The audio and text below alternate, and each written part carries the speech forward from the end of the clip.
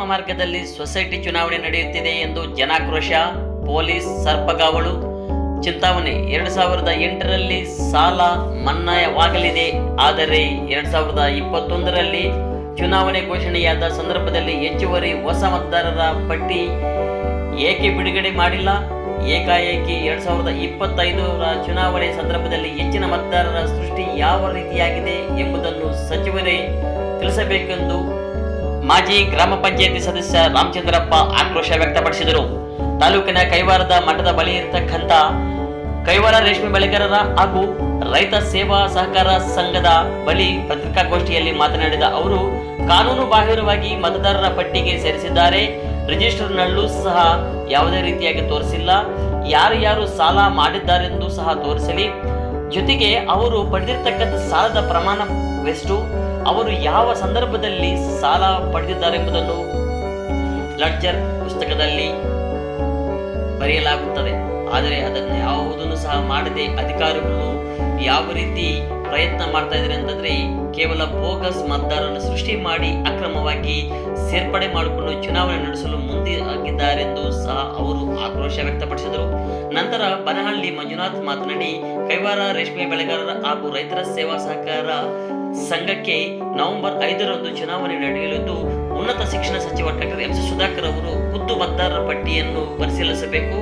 ನಿಮ್ಮದೇ ಪಕ್ಷದವರು ಅಕ್ರಮವಾಗಿ ವಾಮ ಮಾರ್ಗದಿಂದ ಸಾಲಗಾರರ ಕ್ಷೇತ್ರದಿಂದ ಕೆಲವರನ್ನು ತೆಗೆದುಹಾಕಿ ಪೊಲೀಸ್ ಸರ್ಪಗಾವಲಿನಲ್ಲಿ ಅಧಿಕಾರಿಗಳಿಗೆ ಕುಮ್ಮಕ್ಕ ನೀಡಿ ಚುನಾವಣೆ ಎದುರಿಸಲು ಮುಂದಾಗಿರುವುದು ಶ್ರೀ ಕ್ಷೇತ್ರ ಕೈವಾರಕ್ಕೆ ತಂದ ಕಳಂಕವಾಗಿದ್ದು, ಇದನ್ನು ತಾವೇ ಬಂದು ಇಲ್ಲಿ ಬಗೆಹರಿಸಿ ನ್ಯಾಯಯುತವಾಗಿ ಚುನಾವಣೆ ನಡೆಸಲು ಮುಕ್ತ ಅವಕಾಶ ಕೊಡಬೇಕೆಂದು ಆಗ್ರಹಿಸಿದರು. ಈ ಸಂದರ್ಭದಲ್ಲಿ ಮಾಜಿ ಅಧ್ಯಕ್ಷ ದೊಡ್ಡಹಳ್ಳಿ ಗೋಪಾಲಕೃಷ್ಣ, ಎಪಿಎಂಸಿಎಸ್ ಉಪಾಧ್ಯಕ್ಷ ಬನಹಳ್ಳಿ ಮಂಜುನಾಥ್, ಬನಹಳ್ಳಿ ರವಿ, ಅಂಚೆ ರಾಜಣ್ಣ, ಮಾಜಿ ಅಧ್ಯಕ್ಷ ಮಂಜುನಾಥ್, ರಾಮಚಂದ್ರಪ್ಪ, ಬನಹಳ್ಳಿ ಚನ್ನಕೇಶವಪ್ಪ, ಎ ನಾರಾಯಣಸ್ವಾಮಿ, ದೊಡ್ಡಹಳ್ಳಿ ಡೈರಿ ಅಧ್ಯಕ್ಷ ಡಿವಿ ಶ್ರೀನಿವಾಸ್, ಎಲೆ ರಾಮಣ್ಣ, ಕೆಎನ್ ದೇವರಾಜ್, ಬನಹಳ್ಳಿ ಅರುಣ್ ಕುಮಾರ್ ಮತ್ತಿತರರು ಉಪಸ್ಥಿತರಿದ್ದರು.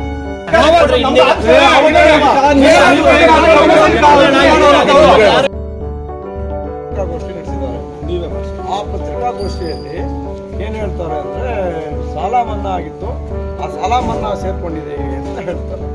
ಇದು ಶುದ್ಧ ಸುಳ್ಳು. ಕಾರಣ ಅಂದರೆ 2018ರಲ್ಲಿ ಆಗಿತ್ತು ಸಾಲ ಮನ್ನಾ. ಆ ಎಲೆಕ್ಷನ್ ಆಗಿದ್ದು 21ರಲ್ಲಿ. ಹಾಗೆ ಬರ್ಬೋದಾಗಿತ್ತಲ್ಲ 21ರಲ್ಲಿ ಈ ವೋಟರ್ ಲಿಸ್ಟು ಅಲ್ಲ, ಬರ್ಬೋದಾಗಿತ್ತಲ್ಲ. ಅವತ್ತೇನು ಮಾಡ್ತಾಯಿದ್ರು, ಇವತ್ತವರೆಗೂ ಕಾದು ಬಿಟ್ಟು ಬುಕ್ಗಳು ತಗೊಂಡು ಮನೆಯಲ್ಲಿ ಇಟ್ಕೊಂಡು ನನ್ನ ಮನೆಯಲ್ಲೇ ಇತ್ತು ಬುಕ್ಗಳು ಬರ್ಸಿದ್ದೀನಿ ಅನ್ನೋದು ಎಲ್ಲ ಮಾತಾಡ್ಬೋದು. ಕಾನೂನುಬದ್ಧವಾಗಿ 18ರಲ್ಲಿ ಆಗಿದೆ, ಇಲ್ಲ 21ರಲ್ಲಿ ಇಲ್ಲಿ ಎಲೆಕ್ಷನ್ ಆಗಿದೆ. ಅದಷ್ಟು ಬರ್ಬೋದಲ್ಲ ವೋಟರ್ ಲಿಸ್ಟ್ಗೆ 4 ವರ್ಷದಲ್ಲಿ ಬಂದಿಲ್ಲ. ಅಲ್ಲಿಗೆ ಅವ್ರು ಹೇಳಿದ್ದು ಸತ್ಯ ಆದರೆ ಅಲ್ಲಿ ತಾತ್ನವ್ರ ಗುಡಿ ಇದೆ, ಸತ್ಯವಾಗಿ ಪ್ರಮಾಣ ಮಾಡಿಬಿಡ್ಲಿ. ನೀವು ಇವಾಗ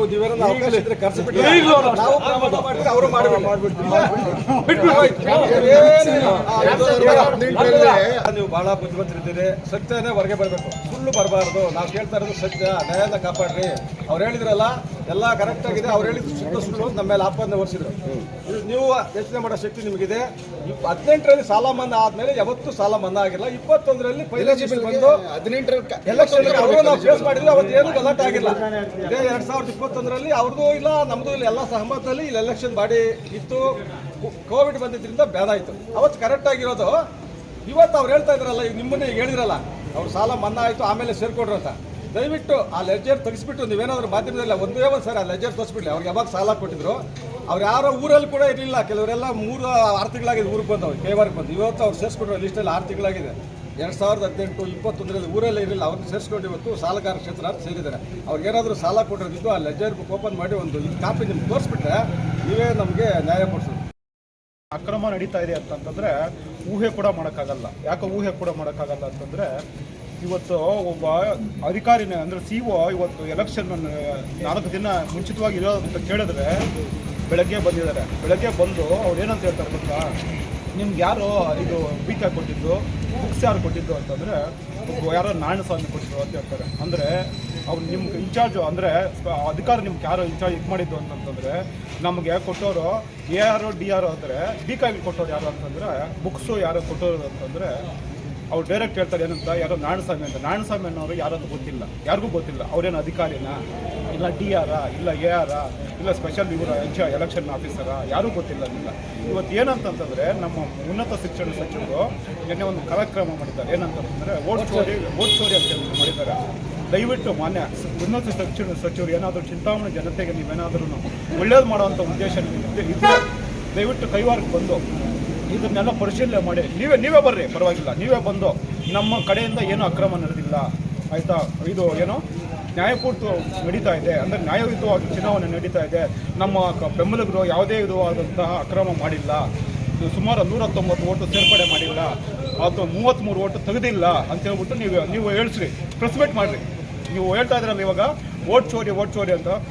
ಮಾನ್ಯ ಉನ್ನತ ಶಿಕ್ಷಣ ಸಚಿವರು ಕ್ಷೇತ್ರದಲ್ಲೇ ಈ ಥರ ಆದರೆ ನೀವು ಯಾರಿಗೆ ನ್ಯಾಯ ಕೊಡ್ತೀರಾ? ನೀವು ಅದು ರೂರಲ್ ಗೌರ್ಮೆಂಟು, ಅಂದರೆ ಒಬ್ಬ ಕರ್ನಾಟಕ ಸ್ಟೇಟ್ ಮಂತ್ರಿ, ನೀವು ಸ್ಟೇಟ್ ಮಂತ್ರಿ ಆದಂತ ಎಲ್ಲರಿಗೂ ನೀವು ನ್ಯಾಯಯುತವಾಗಿ ಕೊಡೋಂತ ಅಲ್ಲ, ನ್ಯಾಯ ಕೊಡೋಂತ ಇದು ನಿಮ್ಗೆ ಇರ್ತದೆ. ಬೆಳಗ್ಗೆಯಿಂದ ನೀವು ಇಲ್ಲಿ ಕಾತ್ಕೊಂಡಿದ್ರಿ, ಊಟಕ್ಕೆ ಹೋಗಿದ್ರೆ 10 ಗಂಟೆಯಿಂದ ಬೆಳಗ್ಗೆಯಿಂದ ಅವ್ರು ಇದೆ ಅಂತ ನಿಮ್ಗೆ ಹೇಳಿದ್ರಲ್ಲ, ದಯವಿಟ್ಟು ಒಂದೇ ಒಂದು ವಾಸ್ತವಾಂಶ ನಿಮ್ಗೆಲ್ಲ ಕರೆಕ್ಟ್ ಆಗಿದೆ ಅಂತ ಅವ್ರು ಹೇಳಿದಾಗ ಆ ಲೆಕ್ಚರ್ ಕೊಡಕ್ಕೆ ಅವ್ರು ಏನಾಗಿದೆ ಇವತ್ತು ಇವಾಗ ಕೊಡಿಸಿ ಪರವಾಗಿಲ್ಲ, ಅವ್ರು ಕರ್ಸ್ಬಿಟ್ಟು ಆ ಲೆಕ್ಚರ್ ಕೊಟ್ಬಿಟ್ರೆ ಅವರೆಲ್ಲ ಕರೆಕ್ಟ್ ಆಗಿರೋರು ಸಾಲ್ಗಾರ್ ಕ್ಷೇತ್ರದಲ್ಲಿ ಇದ್ದಾರೆ ಅಂತ ಹೇಳಿದಾರಲ್ಲ, ಆ ಲೆಕ್ಚರ್ ತೋರಿಸ್ಬಿಟ್ರಿ ಇಲ್ಲೇ ನೀವು ಮಾಧ್ಯಮದವರು ಹಾಕ್ಬಿಟ್ರಿ ಪೇಪರಲ್ಲಿ ಎಲ್ಲ. 12 ವರ್ಷದ ಕ್ಲೋಸ್ ಆಗಿರೋ ಸೊಸೈಟಿ, ಇಲ್ಲಿ ಯಾರೂ ವಹಿವಾಟ ಏನೂ ನಡೆದಿಲ್ಲ. 2021ರಲ್ಲಿ ಚುನಾವಣೆ ಬಂತು, ಆಗ ಮತಪಟ್ಟಿ 78 ಸಾಲಗಾರ ಕ್ಷೇತ್ರ ಇತ್ತು, ಅದು ಕರೆಕ್ಟ್ ಆಗಿತ್ತು. ಅವತ್ತು ಯಾರೂ ಗಲಾಟೆ ಮಾಡಿಲ್ಲ, ಅವರಾಗ್ಬೋದು ನಾವಾಗ್ಬೋದು, ಎಲ್ಲರ ಒಪ್ಪಿಗೆ ಮೇರೆಗೆ ಎಲೆಕ್ಷನ್ ನಡೆದಿತ್ತು. ಇವತ್ತು ಅದೇ ಮತದಾರರ ಪಟ್ಟಿ ಮೇಲೆ ಎಲೆಕ್ಷನ್ ನಡೀಬೇಕಾಗಿತ್ತು. ಈ 88 ಜನದಲ್ಲಿ 60 ಜನನ ಪಕ್ಕಿಟ್ಬಿಟ್ಟು ಅದರದ್ದೊಂದು 50, 30, 40 ಜನ, ಅದು ಬೇರೆದೊಂದು 125 ಜನ ಸೇರಿಸ್ಬಿಟ್ಟು 169 ಇವರು ಇಷ್ಟಾನುಸಾರ ವೋಟರ್ ಲಿಸ್ಟ್ ಮಾಡ್ಕೊಂಡಿದ್ದಾರೆ. ಅದನ್ನು ಬೆಳಗ್ಗೆ ನಿಮ್ಮಂತ ಹೇಳಿದ್ರು, ಲೆಡ್ಜರ್ ನಾನು ತೆಗೆದೆ, ನಾನೇ ವೋಟರ್ ಲಿಸ್ಟ್ ಮಾಡಿದೆ ಅಂತೆಲ್ಲ ಇವನು ಚುನಾವಣೆ ಅಧಿಕಾರಿ ಮಾತಾಡ್ದ. ಇವಾಗ ಅದೇ ಮಾತು ನಿಮ್ಮ ಮುಂದ್ಗಡೆ ಕರೆದ್ರು, ಇಲ್ಲಿ ಈಚೆ ಕೂಡ ಬರ್ತಾ ಇಲ್ಲ. ಇದೆಲ್ಲ ಏನಂದರೆ ರಾಜಕೀಯ ಕುಮ್ಮಕ್ಕು, ಈ ಒಂದು ಪ್ರಜಾಪ್ರಭುತ್ವದ ಕಗ್ಗೊಲೆ ಮಾಡ್ತಾವ್ರೆ. ಈ ಸಹಕಾರ ಸಂಘನ ಹಾಳು ಮಾಡೋಕ್ಕೆ, ಇದರಲ್ಲಿ ದೋಚ್ಕೊಂಡು ಹೋಗೋಕ್ಕೆ ಮೊದಲೇ ಎಲ್ಲ ಮಾಡಿಬಿಟ್ಟು ಮೊದಲೇ 2 ಕೋಟಿ ತಿಂದುಬಿಟ್ಟು ಈ ಸೊಸೈಟಿನ ಕ್ಲೋಸ್ ಮಾಡಿದ್ರು. ಅದೇ ಕದಿಯಮ್ರೆಲ್ಲ ಇವಾಗ ಬಂದು ಮತ್ತೆ ಒಂದು 4 ಕೋಟಿ ತಿನ್ನಬೇಕು, ಇದರಲ್ಲಿ ಏನೋ ಇದೆ, ಈ ಖಜಾನೆ ಲೂಟಿ ಮಾಡ್ಬೇಕಂತೇಳಿ ಈ ಒಂದು 10 ಲಕ್ಷ ದುಡ್ಡು ಕೊಟ್ಟು ಅವ್ರಿಗೆ ಬೇಕಾಗಿರೋ ವೋಟರ್ ಲಿಸ್ಟ್ ಮಾಡ್ಕೊಂಡಿದ್ದಾರೆ.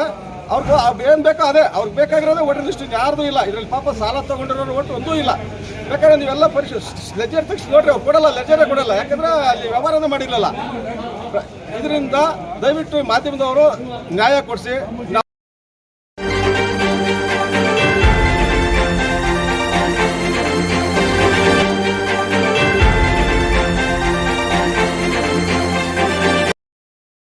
ನೀವು ನಮ್ಮ ಚಾನಲ್ಗೆ ಸಬ್ಸ್ಕ್ರೈಬ್ ಆಗಿಲ್ಲ ಅಂದ್ರೆ ಈಗಲೇ ಸಬ್ಸ್ಕ್ರೈಬ್ ಆಗಿ ಪಕ್ಕದಲ್ಲೇ ಇರುವ ಬೆಲ್ ಐಕಾನ್ ಕ್ಲಿಕ್ ಮಾಡಿ. ಮತ್ತಷ್ಟು ಅಪ್ಡೇಟ್ಗಳಿಗಾಗಿ ಫೇಸ್ಬುಕ್, ಇನ್ಸ್ಟಾಗ್ರಾಮ್, ಟ್ವಿಟರ್ನಲ್ಲಿ ಫಾಲೋ ಆಗಿ.